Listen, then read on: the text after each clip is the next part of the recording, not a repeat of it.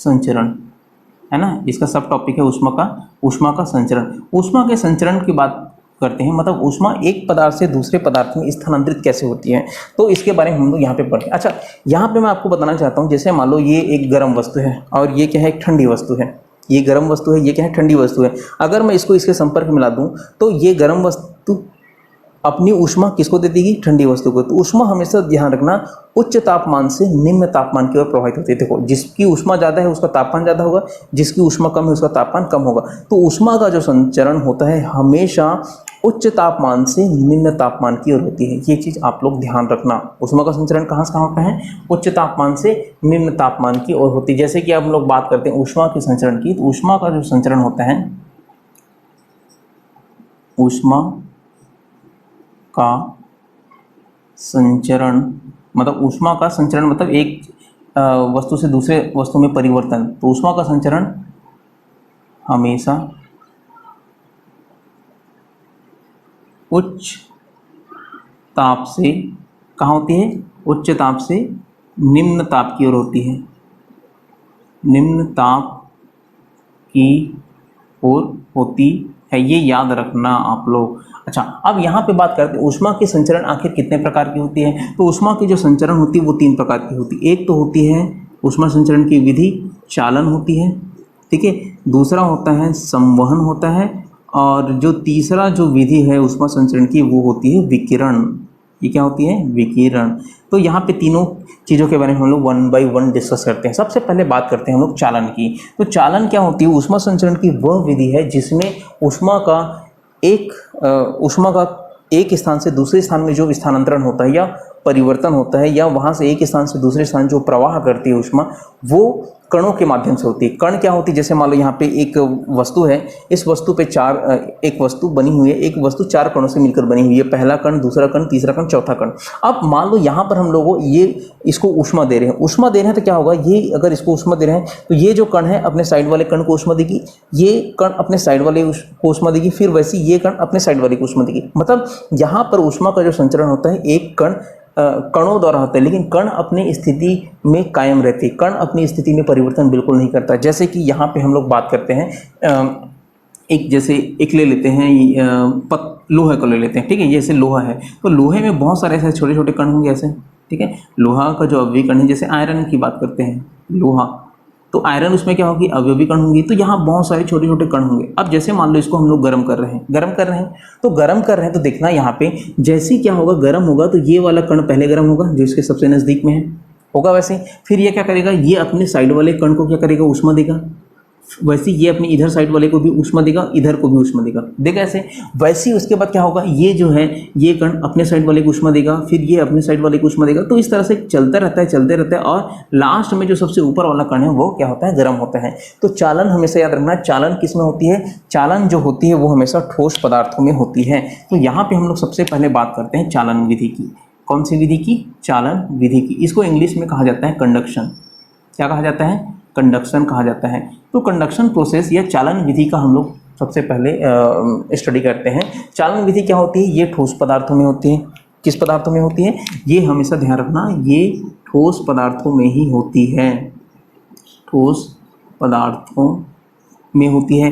अच्छा, चालन में क्या कण अपने स्थान को छोड़कर कहीं चले जाता है। जैसे मान लो ये कण है, कण यहाँ से ऊष्मा लेगा तो ऊष्मा लेके क्या एक स्थान से दूसरे स्थान जाता है, क्या नहीं जाता। चालन में हमेशा देखना कण जो रहते हैं वो अपने स्थान को छोड़कर कहीं नहीं जाता, वो ऊष्मा लेके अपने साइड वाले कण को ऊष्मा दे देती है, फिर वो अपने साइड वाले, तो इस तरह से चलते रहता है। और यहाँ पर नीचे से गर्म होना चालू होगा और लास्ट में क्या होगा, ऊपर वाला जो सबसे लास्ट वाला जो कण है वो सबसे लास्ट में क्या होता है, गर्म होता है। जैसे कि ये लोहा है, इस लोहे को हम लोग गर्म करते हैं, इधर से इस भाग से गर्म करते हैं, यहाँ पे पकड़े हैं, तो जैसे गर्म करते हैं ना तो धीरे धीरे क्या होता है, इस स्थान से ये कण अपने साइड वाले कण को, साइड वाले कण को, साइड वाले कण को, तो इस तरह से क्या होता है, अपने साइड वाले कण को ऊष्मा देती रहती है और लास्ट में जो यहाँ पे मैं पकड़ा हूँ वो वाले भाग में क्या होगी, उसकी ऊष्मा संचरित होगी।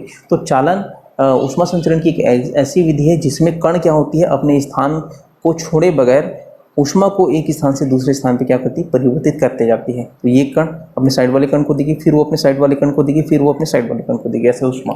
ठीक है, तो ये जो चालन होती है कहाँ पे होती है, ये ठोस पदार्थों में होती है। अब यहाँ पे अगर बात करें चालन जो होती है किन किन पदार्थों में होती है, चालन जो होती है वो तीन अलग अलग पदार्थ होते हैं। एक होता है चालक पदार्थ, एक क्या होता है, चालक पदार्थ, दूसरा होता है कुचालक पदार्थ। दो टाइप का हम लोग पढ़ेंगे, एक तो चालक पदार्थ पढ़ेंगे और दूसरा है कुचालक पदार्थ। दो टाइप का पदार्थ होता है चालन विधि में। तो चालन विधि में अगर बात करें तो पहला होता है चालक पदार्थ, दूसरा होता है कुचालक पदार्थ। चालक पदार्थ वे पदार्थ होते हैं जो ऊष्मा को एक स्थान से दूसरे स्थान तक स्थानांतरित होने देते हैं। जैसे कि मान लो यहाँ पे लोहा को लेते हैं, जैसे ये लोहा है, अगर यहाँ पे लोहा को लेंगे तो लोहा जैसे इसको इधर से गर्म करते हैं हम लोग, यहाँ पे गर्म करें तो ये वाला जो कण है अपने साइड वाले कण को ऊष्मा देगा, फिर ये अपने साइड वाले कण को ऊष्मा देगा, फिर ये अपने साइड वाले को, फिर ये अपने साइड वाले को ऊष्मा देगा। ठीक है, हमने इसको ऊष्मा दिया, ये अपने साइड वाले को ऊष्मा देगा, फिर ये अपने साइड वाले को ऊष्मा देगा, ये अपने साइड वाले को, ये अपने साइड वाले को। वैसे ऊपर में भी यहाँ पे है तो ऊपर वाले को भी देगा, ऊपर में इधर है तो इसको भी देगा, ये ऐसे इसको देगा।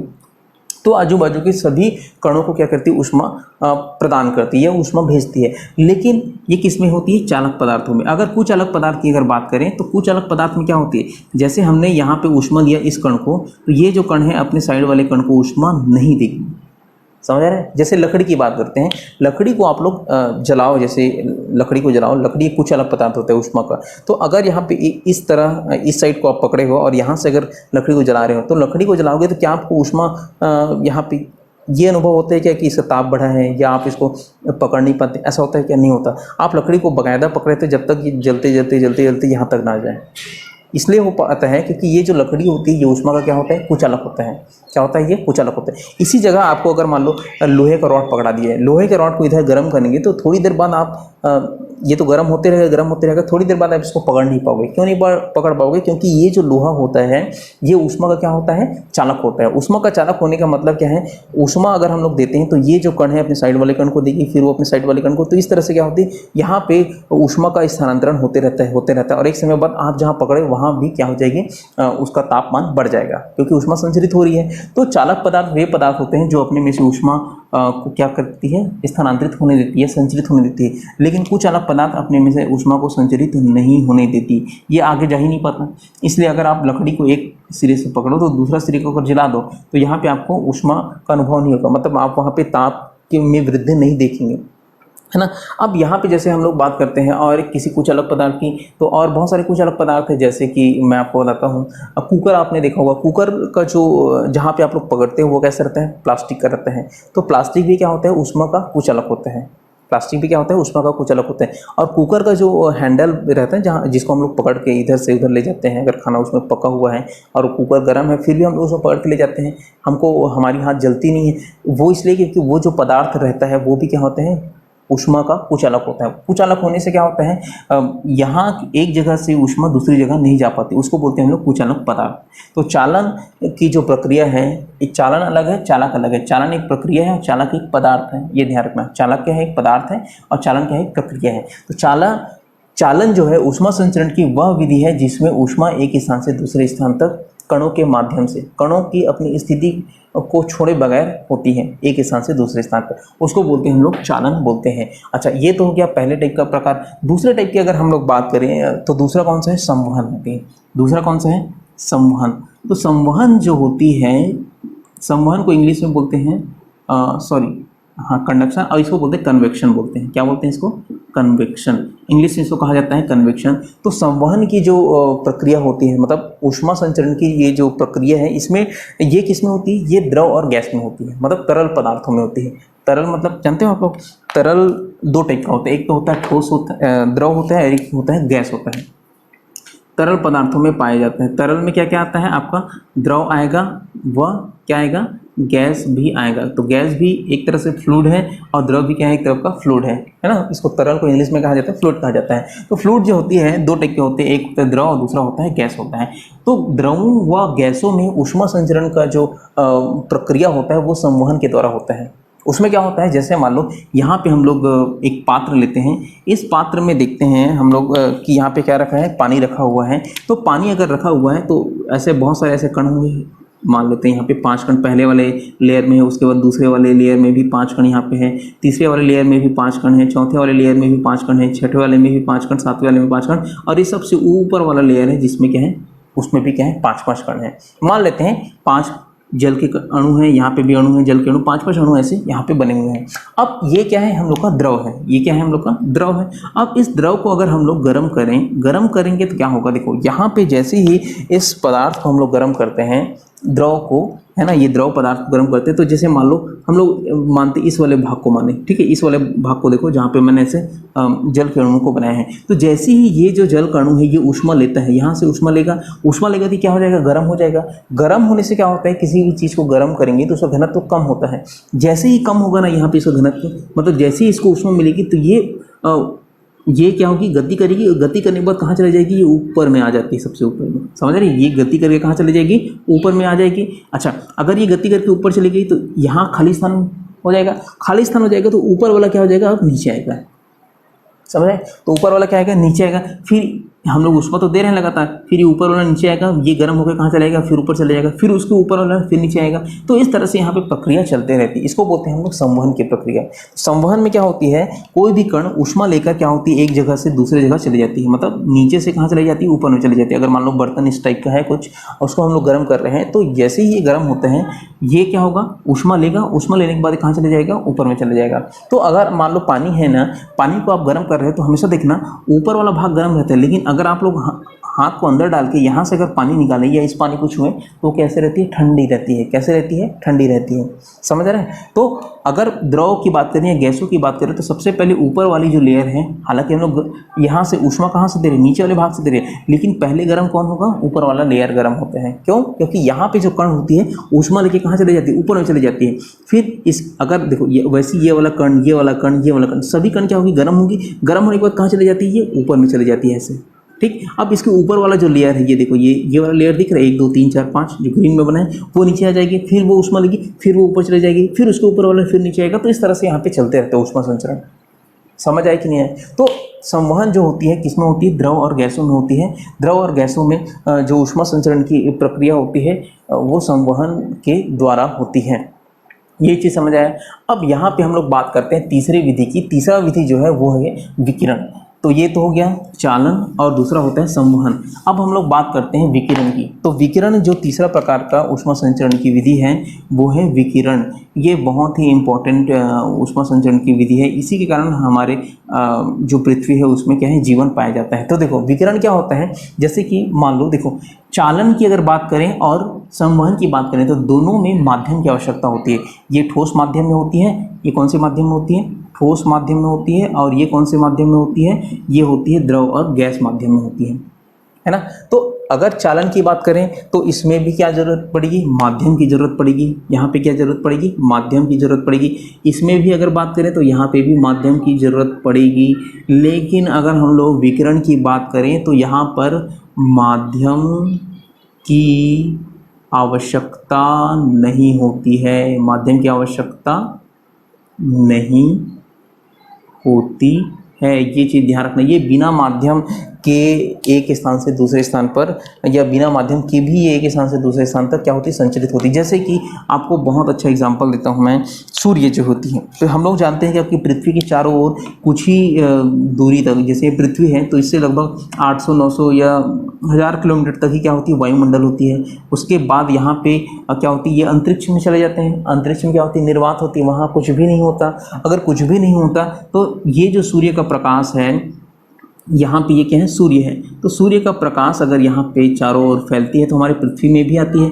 पृथ्वी में आती है तो यहाँ पर कोई भी माध्यम नहीं है, फिर भी ये पृथ्वी पर ना तो यहाँ पे ठोस है, ना तो यहाँ पे द्रव है, ना तो यहाँ पे गैस है, कोई भी माध्यम नहीं है। लेकिन फिर भी सूर्य का जो प्रकाश है कहाँ पे आ जाती है, पृथ्वी पर आती है। तो ये जो ऊष्मा संचरण की विधि होती है उसको हम लोग बोलते हैं विकिरण। क्या बोलते हैं इसको, विकिरण। इंग्लिश में इसको कहा जाता है रेडिएशन। इंग्लिश में इसको क्या कहा जाता है, रेडिएशन कहा जाता है।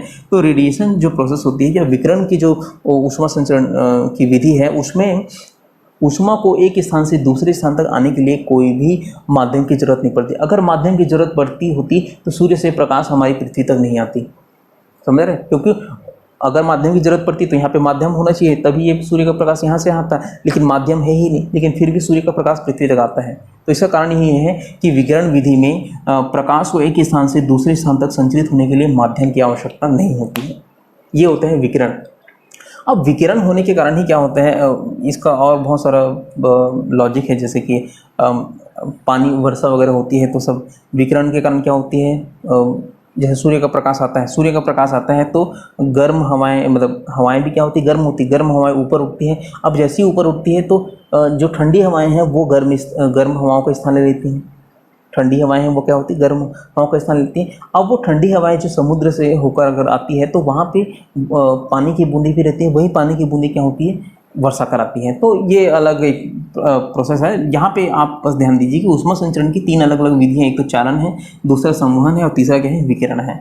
तो चालन किस में होती है, ठोस माध्यम में होती है। संवहन किस में होती है, द्रव और गैस वाली माध्यम में होती है। और विकिरण जो होती है वो होती है, इसको कोई भी माध्यम की आवश्यकता नहीं पड़ती। आप जैसे मान लो ठंड के दिन में आप हाथ वगैरह सेकते हैं, है ना, लकड़ी वगैरह जला के, तो लकड़ी वगैरह जलाते हैं तो आप दूर में भी बैठे रहते हैं तब भी उसका ऊष्मा आपके शरीर तक आता है। वो किस विधि के द्वारा, विकिरण के द्वारा। तो विकिरण में ऊष्मा को एक स्थान से दूसरे स्थान तक संचरित होने के लिए बिल्कुल भी माध्यम की आवश्यकता नहीं पड़ती, जरूरत ही नहीं उसको माध्यम की आवश्यकता की। तभी क्या होती है, सूर्य से हम लोग हमारी जो ग्रह है पृथ्वी, वहाँ तक प्रकाश आ पाती है। तो इसी कारण क्या होती है, यहाँ पे जीवन संभव है। तो विकिरण ऊष्मा संचरण की वह विधि है जिसमें माध्यम की आवश्यकता नहीं होती है। ठीक है। अब यहाँ पर ये तो हो गया हम लोग के ऊष्मा संचरण की विधि के बारे में। अब हम लोग बात करते हैं ऊष्मा के प्रभाव के बारे में। ऊष्मा का प्रभाव बहुत ही इंपॉर्टेंट है। आखिर ऊष्मा का कौन कौन सा प्रभाव हम लोग को देखने को मिलेगा, वो चीज़ हम लोग देखते हैं। तो ऊष्मा के हम लोग 2 प्रभाव पढ़ेंगे। एक तो ताप पे प्रभाव पढ़ेंगे, है ना, एक किस में पढ़ेंगे हम लोग, ताप पे प्रभाव पढ़ेंगे। और उसके बाद हम लोग पढ़ेंगे जैसे कि दूसरा है आपको ऊष्मा के कारण जो प्रसार होती है उसके बारे में। तो ऊष्मा का जो प्रभाव होता है, एक तो ताप में प्रभाव होता है, दूसरा प्रसार होता है। किसी वस्तु को अगर ऊष्मा दे देंगे ना तो उसके ताप में वृद्धि तो होगी, साथ साथ उसमें प्रसार भी होता है। ठीक है। तो उसके बारे में हम लोग पढ़ेंगे। तो 1 बाय 1 पढ़ते हैं। यहाँ पे सबसे पहले बात करते हैं ऊष्मा के प्रभाव के बारे में। तो ऊष्मा के प्रभाव का सबसे पहला पॉइंट है वो है ताप में वृद्धि। टॉपिक क्या है हम लोग का, ऊष्मा का प्रभाव। तो ऊष्मा का जो प्रभाव होता है इसमें सबसे पहले जो हम लोग पढ़ने वाले हैं वो है ताप में वृद्धि। तो ताप में वृद्धि को यहाँ पे हम लोग सबसे पहले पढ़ते हैं। ठीक है। ताप में क्या है, ये वृद्धि है। ताप में वृद्धि को अगर पढ़ें तो जैसे हम लोग किसी भी पदार्थ को अगर हम लोग ऊष्मा देंगे, जैसे मान लो ये पदार्थ है, इस पदार्थ को अगर हम लोग ऊष्मा देंगे, मान लो इसकी लंबाई कितनी है, L है, 10 सेंटीमीटर है मान लेते हैं। कितना है इसका लंबाई, 10 सेंटीमीटर है। तो जैसे ही हम लोग इसको ऊष्मा देंगे ना, तो ऊष्मा देंगे तो इसकी लंबाई में क्या होगी, वृद्धि होगी। वृद्धि होने से मान लो ये इतना और लंबा हो गया, तो ये क्या हो जाएगा, यहाँ से यहाँ जो लंबा हुआ वो क्या हुआ, उसको बोलते हैं ऊष्मीय प्रसार बोलते हैं। तो किसी वस्तु को ऊष्मा देने से उसके ताप में वृद्धि होगी, है ना। किसी वस्तु को ऊष्मा देने पर उसके ताप में वृद्धि होगी, और किसी वस्तु से ऊष्मा लेने पर उसके ताप में क्या होगी, कमी होगी। जैसे मान लो ये वस्तु है, इस वस्तु को हम लोग ऊष्मा देंगे, ये मान लो यहाँ पे पानी है, पानी अभी 25 डिग्री सेंटीग्रेड पे है। अगर इसको हम लोग ऊष्मा देते हैं तो ये कितना हो जाएगा, 25 से मान लो 50 डिग्री सेंटीग्रेड हो जाएगा, 60 डिग्री सेंटीग्रेड हो जाएगा, 80 डिग्री सेंटीग्रेड हो जाएगा। तो यहाँ पर किसी भी पदार्थ को अगर ऊष्मा देंगे तो उसके ताप में क्या होगी, वृद्धि होगी। देखो 25 से कहाँ चले गया, 50 हो गया। अच्छा, किसी पदार्थ से अगर ऊष्मा लेंगे तो उसके तापमान में क्या होगी, कमी होगी। तो ये 25 डिग्री सेंटीग्रेड से मान लो शुरू में 25 डिग्री सेंटीग्रेड का होगा, तो अब वो कितना हो जाएगा, 5 डिग्री सेंटीग्रेड हो जाएगा, 10 डिग्री सेंटीग्रेड हो जाएगा, 1 डिग्री सेंटीग्रेड हो जाएगा, 0 डिग्री सेंटीग्रेड हो सकता है, -10 भी हो सकता है। तो जितनी मात्रा में आप ऊष्मा लोगे उतनी मात्रा में उसका तापमान में क्या होगी, कमी होगी। तो एक चीज़ ध्यान रखना, किसी भी पदार्थ को ऊष्मा देने पर उसके तापमान में वृद्धि होती है, और ऊष्मा उससे लेने पर उसके तापमान में क्या होती है, कमी होती है। तो किसी पदार्थ को दी गई ऊष्मा, ठीक है, किसी भी पदार्थ को दी गई ऊष्मा या उस पदार्थ से ली गई जो ऊष्मा होती है, तो समझ आया। तो किसी भी पदार्थ को हम लोग ऊष्मा देंगे तो उसके ताप में वृद्धि होगी, और ऊष्मा ले लेंगे तो उसके ताप में क्या होगी, कमी होगी। तो यहाँ पर मान लो किसी पदार्थ को हम लोग ऊष्मा देते हैं, जैसे ये मान लो पदार्थ है, इस पदार्थ को हम लोग ऊष्मा देंगे तो ये पदार्थ आखिर किन किन चीज़ों पर निर्भर करेगी वो हम लोग देखते हैं। तो किसी पदार्थ को दी गई ऊष्मा, किसी पदार्थ को दी गई ऊष्मा, या हम लोग क्या बोल सकते हैं, ली गई ऊष्मा, ठीक है, ली गई ऊष्मा किन किन चीज़ों पर निर्भर करती है, निम्न चीज़ों पर निर्भर करती है। किसी पदार्थ को दी गई ऊष्मा या ली गई ऊष्मा उसके द्रव्यमान, उस पदार्थ के द्रव्यमान, मान लेते हैं इस पदार्थ का द्रव्यमान कितना है, m है, तो ये जो q रहेगा उस पदार्थ के द्रव्यमान की क्या होती है, समानुपात होती है। दूसरा, यहाँ पर ये जो q होता है उस पदार्थ में आखिर ताप में कितना अंतर आया है। जैसे मान लो ऊष्मा दे रहे हैं, शुरुआत में उसका तापमान T1 था और वो बढ़ के कितना हो गया, T2 हो गया। जैसे हमने थोड़ी देर पहले लिखा था ना, 25 डिग्री सेंटीग्रेड से क्या हो गया, 50 डिग्री सेंटीग्रेड। तो यहाँ पे ताप में अंतर कितना हुआ, 50 माइनस 25, ये कितना हुआ, 25 डिग्री सेंटीग्रेड। इसको हम लोग बोलते हैं ताप अंतर, ताप में अंतर, तापांतर बोलते हैं। तो एक तो होता है वो जो दी गई ऊष्मा है या ली गई ऊष्मा है उसके द्रव्यमान पर निर्भर करती है, दूसरा उसके ताप में अंतर पर भी निर्भर करती है, और तीसरा जो होती है ये जो Q होती है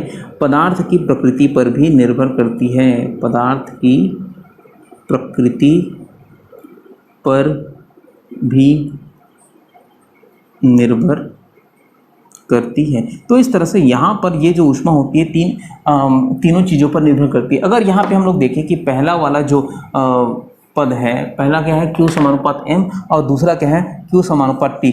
इन दोनों को अगर हम लोग मिलाकर लिखें, अगर मिलाकर लिखें तो क्या होगा, यहाँ पे Q समानुपात M गुणा T लिख सकते हैं। जब भी ऐसे दो चीज़ें देखो, Q M के भी समानुपात है, Q T के भी समानुपात है, तो इसको हम लोग क्या लिख सकते हैं, Q समानुपात M गुणा D T ऐसे लिख सकते हैं, डेल T लिख सकते हैं। जहाँ पे m क्या है, वस्तु का क्या है, द्रव्यमान है। जैसे मान लो ये वस्तु है, इस वस्तु का द्रव्यमान कितना है, m है। ये मान लो इसमें इसके ताप में कितनी वृद्धि हुई, डेल टी वृद्धि हुई, अगर यहाँ पे q ऊष्मा दे रहे हैं तो यहाँ पर m बराबर q समानुपात क्या हो जाएगा, m गुणा डेल टी। अब जब भी याद रखना, जब भी हम लोग समानुपात को हटाएंगे तो यहाँ पर समानुपात को हटाने के लिए हम लोग को एक नीतांक लगाना पड़ता है, तभी इस समानुपात को हम लोग बराबर के रूप में दर्शाते हैं। तो ये समानुपात का चिन्ह है, उसको बराबर के रूप में कब दर्शाएंगे, जब यहाँ पर हम लोग एक समानुपातिक नीतांक लिखेंगे। तो यहाँ पे समानुपातिक नीतांक क्या है, s है, तो q बराबर कितना हो जाएगा, s m डेल टी। इसको और अच्छे से लिख लो, तो ये कितना होता है, स्मॉल m कैपिटल S, और ये क्या हो जाएगा, डेल टी हो जाएगा। यहाँ पे ये समझ आए कि नहीं आया। यहाँ पे q क्या है, दी गई ऊष्मा है या ली गई ऊष्मा है, m क्या है, पदार्थ का द्रव्यमान, ठीक है, डेल टी क्या है, ताप में कितनी वृद्धि हुई है या कितना परिवर्तन हुआ है या कितना कमी हुआ है, ये क्या है, ताप में परिवर्तन है। यहाँ पर जो S आता है, जहाँ S जो होगा, S होगा एक अनुपातिक नीतांक जिसे हम लोग बोलते हैं विशिष्ट ऊष्मा धारिता, या इसको सिंपल विशिष्ट ऊष्मा भी बोलते हैं, या इसको बोलते हैं विशिष्ट ऊष्मा धारिता भी कहा जाता है। अब ये विशिष्ट ऊष्माधारिता ना एक बहुत ही ज़बरदस्त गुण होता है किसी भी पदार्थ का। ये कैसे गुण होता है, आप लोग जैसे कभी कोई व्यक्ति अगर बीमार हो जाता है तो उसका जो सेकाई होता है वो किससे होता है, एक बैग लेते हैं, उस बैग में हम लोग क्या करते हैं, पानी भर देते हैं। तो वो पानी भरते हैं तो उसकी वो क्या होती है, पानी की विशिष्ट ऊष्मा बहुत ज़्यादा होती है। जिस भी पदार्थ की विशिष्ट ऊष्मा बहुत ज़्यादा होगी वो जल्दी से गर्म भी नहीं होगा, मतलब लेट से गर्म होगा, और जल्दी ठंडा भी नहीं होगा, मतलब लेट से क्या होगा, वो ठंडा होगा। तो किसी भी पदार्थ की अगर विशिष्ट ऊष्मा या विशिष्ट ऊष्माधारिता ज़्यादा है तो उस पदार्थ को गर्म करने में हम लोग को समय लगेगा, मतलब वो जल्दी से गर्म नहीं होगा, और एक बार गर्म हो गया तो वो जल्दी से ठंडा नहीं होगा। इसीलिए क्या होता है, पानी की जो विशिष्ट ऊष्मा होती है ना सबसे ज़्यादा होती है, मतलब बहुत अधिक होती है पानी की विशिष्ट ऊष्मा। तो पानी की विशिष्ट ऊष्मा बहुत अधिक होने के कारण क्या होती है, वो जल्दी से गर्म नहीं होती, और एक बार गर्म हो गई तो वो जल्दी से ठंडा नहीं होती, ठीक है। तो इसलिए उसकी विशिष्ट ऊष्मा ज़्यादा है, इसलिए हम लोग रोगियों की जो सेकाई करते हैं वो हम लोग पानी से करते हैं। अब यहाँ पे हम लोग जैसे बात करते हैं विशिष्ट ऊष्मा के बारे में, विशिष्ट ऊष्मा S जो होती है, विशिष्ट ऊष्मा, इसके बारे में थोड़ा सा पढ़ लेते हैं। विशिष्ट ऊष्मा S बराबर कितना हो जाएगा, m और डेल टी को हम लोग इधर तिर्यक गुणा कर देते हैं, तो m और ये क्या हो जाएगा, डेल टी हो जाएगा। तो ये हो जाता है इसका सूत्र, S बराबर क्या हो जाएगा, Q बटे m इंटू डेल टी हो जाएगा। अब यहाँ पर अगर हम लोग को विशिष्ट ऊष्मा को परिभाषित करना है तो क्या होगा, किसी एकांक द्रव्यमान के वस्तु के तापमान को 1 डिग्री सेंटीग्रेड बढ़ाने के लिए जितनी ऊष्मा की आवश्यकता पड़ती है उसे हम लोग क्या बोलते हैं, विशिष्ट ऊष्मा। यहाँ पे मैं इसकी परिभाषा लिख रहा हूँ, किसी एकांक द्रव्यमान की वस्तु या पदार्थ का ताप 1 डिग्री सेंटीग्रेड बढ़ाने के लिए जितनी ऊष्मा की आवश्यकता पड़ती है, जितनी ऊष्मा की आवश्यकता होती है उसे क्या बोलते हैं हम लोग? विशिष्ट ऊष्मा कहते हैं। विशिष्ट, आप लोग पूरा लिखना, विशिष्ट ऊष्मा कहते हैं। ठीक है, तो विशिष्ट ऊष्मा किसे बोलते हैं? किसी एकांक द्रव्यमान की वस्तु की, तब आपको इसको याद करना पड़ेगा। देखो, एकांक द्रव्यमान की वस्तु के जो ताप है उसको हम लोग 1 डिग्री सेंटीग्रेड बढ़ाएं, तो बढ़ाने के लिए जितनी ऊष्मा की हम लोगों को क्या होती है, आवश्यकता होती है, उसे हम लोग बोलते हैं विशिष्ट ऊष्मा कहते हैं। क्या कहते हैं इसको? विशिष्ट ऊष्मा। अगर इसके मात्रक की बात करूं तो देखो, मात्रक क्या होगा, आप लोग भी इसको इजीली बता सकते हैं। ऐसा ही मात्रक की हम लोग बात करेंगे। तो मात्रक जो देखो, क्यू का मात्रक क्या होगा? जूल होगा। क्या होगा इसका मात्रक? जूल। ठीक है। एम क्या है? द्रव्यमान। द्रव्यमान का मात्रक क्या होता है? किलोग्राम। द्रव्यमान का मात्रक क्या होता है? किलोग्राम। तो ये हो जाएगा किलोग्राम। और तापमान में अंतर, इसका मात्रक क्या होगा? सेल्सियस। तो ये हो जाएगा सेल्सियस। अब इसको अगर संकेत के रूप में लिखें तो जूल पर किलोग्राम, ये क्या होगा? डिग्री सेंटीग्रेड होगा इसका मात्रक। ठीक है, ये इसका क्या हो जाएगा? मात्रक हो जाएगा। किसका? विशिष्ट ऊष्मा या विशिष्ट ऊष्मा धारिता, आप लोग दोनों बोल सकते हैं। विशिष्ट ऊष्मा धारिता और या विशिष्ट ऊष्मा S के बराबर होगी। और S बराबर क्या होगा? Q बटे M इंटू डेल टी। तो किसी एकांक द्रव्यमान की वस्तु के ताप को 1 डिग्री सेंटीग्रेड बढ़ाने के लिए जितनी ऊष्मा की आवश्यकता पड़ती है उसे विशिष्ट ऊष्मा कहते हैं या विशिष्ट ऊष्मा धारिता कहते हैं। और ये उसका क्या है? मात्रक है। तो इस तरह से यहाँ पे हमने जाना कि आखिर विशिष्ट ऊष्मा धारिता किसे कहा जाता है। अब हम लोग एक दूसरा टर्म यूज करते हैं जिसको बोलते हैं ऊष्मा धारिता। ये तो हो गया विशिष्ट ऊष्मा। अब हम लोग बात करते हैं ऊष्मा धारिता। तो ऊष्मा धारिता आखिर किसको कहा जाता है? ऊष्मा धारिता। तो ऊष्मा धारिता बहुत ज़्यादा डिफिकल्ट नहीं है। ऊष्मा धारिता को हम लोग स्मॉल एस से दर्शाते हैं। और ये किसके बराबर होता है? जो स्मॉल एस है वो एम गुना कैपिटल एस, मतलब यहाँ पे देखो एम गुना कैपिटल एस। तो इसको हम लोग बोलते हैं ऊष्मा धारिता। क्या बोलते हैं इसको? ऊष्मा धारिता। तो ऊष्मा धारिता और क्या लिख सकते हैं? देखो, ये डेल टी किधर भाग दे दो तो ये कितना हो जाएगा? Q बटे डेल टी हो जाएगा। ये होता है आपका ऊष्मा धारिता। तो ऊष्मा धारिता S बराबर कितना हो जाएगा? एम एस, स्मॉल एस बराबर कितना हो जाएगा? M इंटू कैपिटल एस बराबर Q बटे टी हो जाएगा। तो किसी पदार्थ के संपूर्ण द्रव्यमान के ताप को 1 डिग्री सेंटीग्रेड बढ़ाने के लिए, इसका परिभाषा मैं लिख रहा हूं, किसी पदार्थ के संपूर्ण द्रव्यमान के ताप को 1 डिग्री सेंटीग्रेड बढ़ाने के लिए दी गई ऊष्मा क्या कहलाती है? ऊष्मा धारिता कहलाती है। ऊष्मा धारिता कहलाती है। तो ऊष्मा धारिता को हम लोग किससे दर्शाते हैं? स्मॉल एस से दर्शाते हैं। ठीक है, ऊष्मा धारिता को हम लोग किससे दर्शाते हैं? स्मॉल एस से दर्शाते हैं। और यहाँ पर जैसे हम लोग बात करते हैं, ये तो हो गया परिभाषा। किसी पदार्थ के संपूर्ण द्रव्यमान के ताप को 1 डिग्री सेंटीग्रेड बढ़ाने के लिए दी गई ऊष्मा क्या कहलाती है? ऊष्मा धारिता कहलाती है। या जितनी भी ऊष्मा की आवश्यकता पड़ती है उसको हम लोग ऊष्मा धारिता कहते हैं। अच्छा, इसके अगर मात्रक की बात करूं तो मात्रक क्या हो जाएगा? यहाँ पे देखो मात्रक क्या हो जाएगा, इससे देखो ये इसका मात्रक क्या हो जाएगा? जूल। तो जूल को हम लोग जैसे दर्शाएंगे, इसका मात्रक क्या हो जाएगा? Degree centigrade. तो जूल प्रति डिग्री सेंटीग्रेड क्या होगा? इस ऊष्मा धारिता का क्या हो जाएगा? मात्रक हो जाएगा। यहाँ तक समझ आया कि नहीं है? किसी पदार्थ के संपूर्ण द्रव्यमान के ताप को 1 डिग्री सेंटीग्रेड बढ़ाने के लिए दी गई ऊष्मा क्या होगा? ऊष्मा धारिता कहलाएगा। ये चीज़ समझ आया? अब यहाँ पे हम लोग बात करते हैं, ये तो हो गया विशिष्ट ऊष्मा और दूसरा है ऊष्मा धारिता।